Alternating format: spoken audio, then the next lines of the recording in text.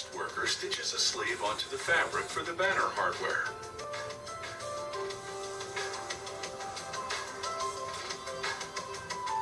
She also hems the other three sides.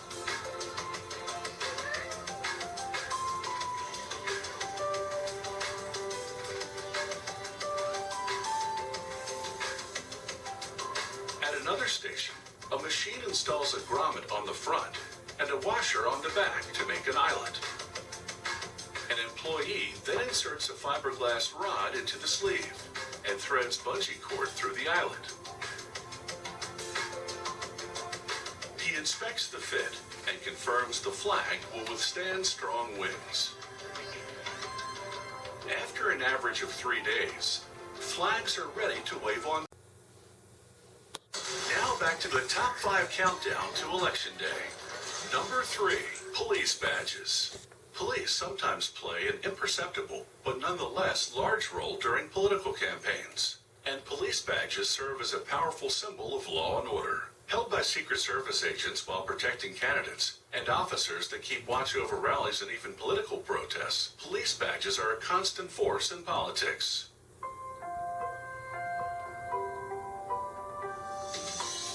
The badge comes with the uniform. It identifies for a way for Mike Flynn to save face, because he had already been fired. General Flynn at that point in time was in legal jeopardy. There was an open FBI criminal investigation of his statements in connection with the Russian contacts and the contacts themselves. And so that was my assessment at the time. I don't think it's for me to say whether the conversation I had with the president was an effort to obstruct.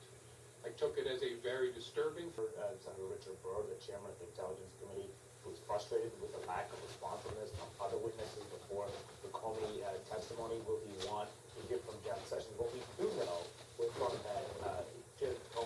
Comey testimony was he had enough concerns about Jeff Sessions' role in the next week or so, right? The House Intelligence Committee sent a request the other day saying, are there tapes? We need the answer, yes or no.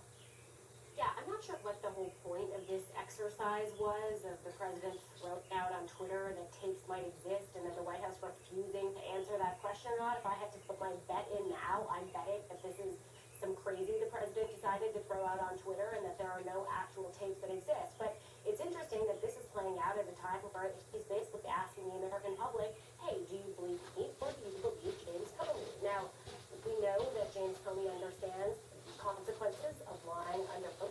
Things the president has said are not under oath.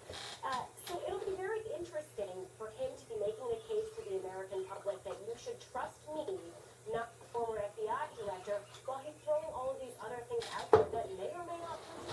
And Director Comey knew that going in. Whether you like Director Comey or don't like Director Comey, he understands Washington. He understood, and again, we'll talk more about this later, but he understood that this was, if he said what he was about to say, this was going to come down to his word against the President of the United States word, which is why Comey repeatedly said of President Trump from day one, I didn't think I could trust him. I think the circumstances, the subject matter, and the person I was interacting with. Circumstances first, I was alone with the President of the United States, or the President-elect, soon to be President. The subject matter I was talking about matters that touch on the FBI's core responsibility and that relate to the President-elect personally. And then the nature of the person. I was honestly concerned that he would lie about the nature of our meeting, and so I thought it really important to document. And just nothing to say about the President of the United States. And remember, this is about a meeting they had during the transition. There were several other times when Comey said the President wasn't going to tell him the truth, and the President was doing things that were improper, or describing his firing, that the President was lying. He said that straight up. But that is pretty remarkable. I was concerned, honestly concerned he might lie. Tell Bob Mueller what happened. They can't claim privilege to him. Obviously, I don't know what they were told, but clearly the takeaway is that they were asked to lay off. Right?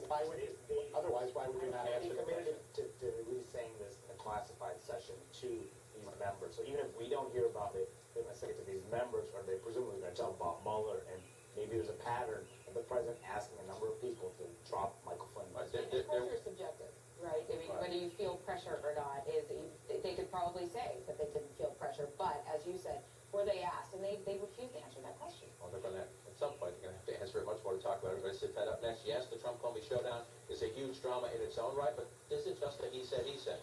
We'll take a closer look at other key players and several key tests coming up quickly in the days ahead. And